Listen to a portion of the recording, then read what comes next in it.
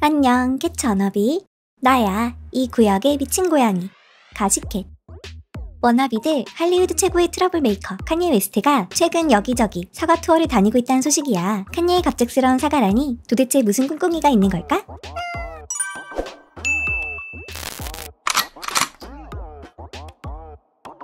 워너비들, 칸예가 그동안 나치 이미지를 대놓고 쓰고 히틀러를 찬양하는 노래를 만드는 등 수년간 유대인 커뮤니티를 모욕하며 극단적으로 막 나갔잖아. 그런데 오는 11월 29일 브라질 상파울루에서의 공연을 앞두고 시 당국과 경찰로부터 살벌한 경고를 받았대. 공연 중에 나치를 언급하거나 하켄크로이츠 굿즈를 팔면 그 즉시 체포될 수 있다는 거야. 상파울루 시장까지 나서서 나치즘을 옹호하는 그 누구라도 체포될 것이라고 못 박았다고 해. 시청 소유의 공공장비로 나치즘을 조장하는 노래를 할 수 없다면서 상파울루시에서 어떤 활동도 못하게 막겠다고 엄포를 놨지. 칸예가 지난 5월에 아돌프 히틀러의 연설이 들어간 하일 히틀러라는 노래를 발표해서 논란이 됐었잖아. 브라질 법은 하켄크로이츠를 사용해 나치즘을 선전하는 걸 인종차별 범죄로 규정해서 형사처벌하니까 상황이 심각하대. 프로모터들도 칸예가 이걸 안 지키면 같이 체포될 위기래. 이미 시의원이 검찰청에 공식 항의해서 나치 관련 굿즈 판매 금지 명령까지 내려진 상태야. 그런데 재밌는 건 칸예가 한편으론 열심히 사과 투어를 다니고 있다는 거야. 11월 7일에는 뉴욕의 저명한 랍비인 요시아오 요세프 핀토를 만나서 자신의 반유대주의 발언들에 대해 사과했어. 소셜 미디어에 공개된 영상을 보면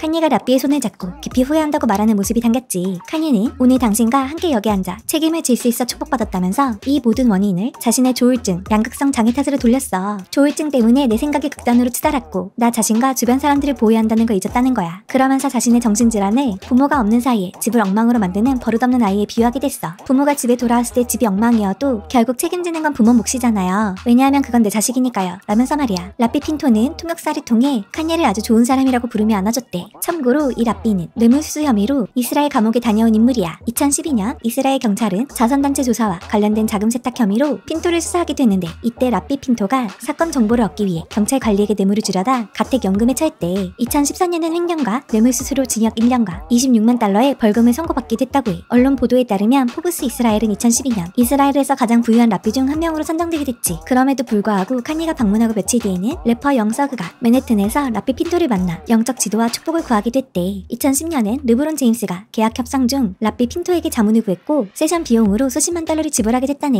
칸예를 비롯한 유명인들이 자주 찾는 랍비인가봐. 사실 칸예가 유대인 혐오가 치료됐다고 주장한 건 이번이 처음이 아니야. 2023년에는 영화 테니언 점프 스트리트를 보고 유대인 배우 조나 힐 때문에 유대인을 다시 좋아하게 됐다고 한 적도 있었거든. 이번 사과는 얼마나 갈지 지켜봐야겠어. 사과는 여기서 끝이 아니야. 지난 9월 25일에는 코미디언 마이클 체에게도 사과했다고 해. 이 일화는 최근 칸예의 다큐멘터리가 공개되면서 다시 화제가 됐는데 마이클 체가 라디오에서 밝힌 바에 따르면 몇 년 뒤 에디 머피쇼 대기실 복도에서 칸예를 마주쳤는데 칸예가 대뜸 내가 너한테 사과할 게 있어 라고 했다는 거야. 2018년 SNL 방송 당시에 무대 뒤에서 둘 사이에 살벌한 대립이 있었거든. 칸예가 무대 위에서 갑자기 트럼프 지지 연설을 늘어놓더니 빌 코스비 얘기를 꺼내면서 마이클 체를 꼭 집어 저격한 일이 있었어. 흑인 관련 주제가 나올 때마다 흑인 코미디언이 꼭 그 얘기를 해야 하는 건 아니잖아 라면서 마이클을 가리키며 무슨 말인지 알지? 라고 확인사살까지 했대. 당시 마이클이 코스비 농담을 했던 유일한 흑인 코미디언이었거든. 개빡친 마이클은 무대 뒤 복도에서 칸예를 가로막고 따졌어. 코스비 농담한 흑인 코미디언은 나잖아. 그건 엿같은 짓이야. 나한테 왜 그런 거야? 이 긴장된 순간은 당시 칸예 다큐멘터리를 찍던 카메라에 고스란히 담겼고 주변 사람들이 말려서 겨우 진정됐다고 해. 마이클은 이 사건을 다시 꺼내는 걸 별로 안 좋아한대. 왜냐면 그 싸움 이후 몇 년 동안 칸예를 못 봤거든. 그러다 두 사람이 다시 만난 건 전설적인 코미디언 에디 머피가 호스트로 나왔던 2019년 12월 크리스마스 특집 때였어. 할리우드의 모든 흑인이 그 쇼에 와 있다고 할 정도로 워낙 거물급 스타들이 많이 오다 보니 마이클은 자기 대기실까지 사람들한테 내어져 버린 거야. 그래서 갈 곳 없이 복도를 서성이고 있었는데 엘리베이터에서 내리는 칸예랑 딱 마주친 거지. 마이클은 몇 년 만에 보는 거였고 워낙 칸예가 말을 많이 하고 다니니까 그때 그 일을 기억이나 할까 싶었다고 해. 근데 칸예가 마이클을 보자마자 대뜸 사과를 했다는 거야. 그렇게 둘은 대화를 나눴고 채는 쿨하게 사과를 받아들이고 그 이후로는 다시는 그 일을 꺼내지 않았다고 해.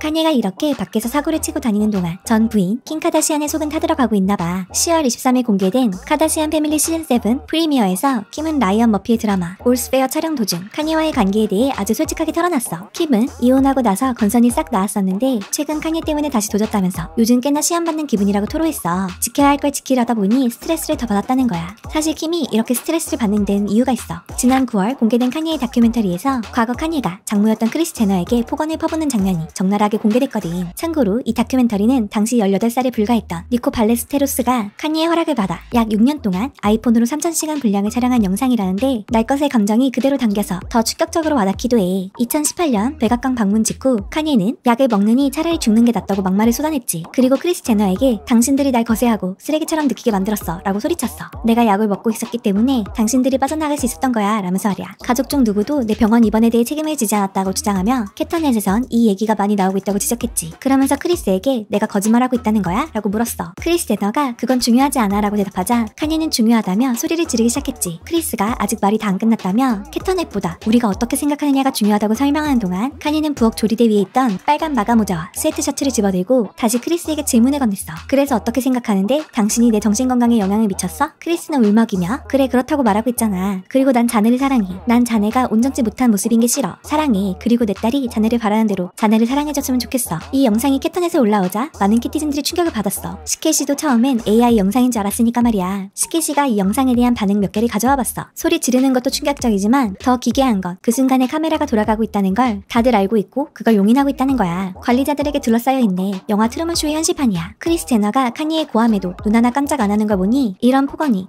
상습적이었다는 증거야. 사람들은 카다시안 가문이 카니를 망쳤다고 하지만 사실은 킴이 그나마 불안정한 카니를 억제해주던 유일한 존재였어. 이혼하자마자 고삐 풀려서 음악까지 망가진 걸 보면 안타까워. 이런 상황이다 보니 킴은 아이들을 보호하는 게 가장 큰 숙제라고 해. 내 아이가 혹시라도 아빠의 이런 모습을 볼까봐 전전긍긍하는 거지. 킴은 최근 아이 중 한 명이 아빠의 행동에 대해 듣게 됐다면서 내 직업은 내 아이들을 보호하는 것이라고 강조했어. 킴은 카니와의 결혼 생활을 스톡홀름 증후군인에 비유하기까지 했어. 항상 카니에게 미안함을 느꼈고 그를 보호하고 돕고 싶었다는 거야. 내가 더 버텼어야 했나? 내가 도울 수 있었을까? 라고 자책하곤 했지만 이제는 처음으로 개인적인 책임감을 느끼지 않는다고 해. 그리고 킴은 한간에 떠도는 소문에 대해서도 딱 잘라 말했어. 인터넷에서는 킴이 아이들을 카니에게 못 보게 한다고 떠들지만 정작 카니는 아이들을 보게 해달라고 전화 한 통 한 적 없다는 거야. 트위터엔 제가 아이들을 감금하고 있다는 얘기가 돌아요. 하지만 그건 사실이 아니에요. 전 매번 대응할 수 없어요. 이건 이혼이지 납치가 아니라고요. 이런 상황이다 보니 킴은 연애 생각도 없는 것 같아. 11월 13일 방영된 에피소드에서 킴은 카니와의 지저분한 이혼 후 5년 가까이 지났지만 데이트가 매력적이지 않다고 말했어. 싱글일수록 정말 편해져요. 누군가와 침대를 같이 쓰거나 TV쇼를 같이 본다는 생각이 점점 덜 매력적으로 다가오죠. 사실 킴은 이혼 후 피트 데이비슨과 공개 연애를 했었지만 장거리 문제와 바쁜 스케줄로 친구로 남기로 했고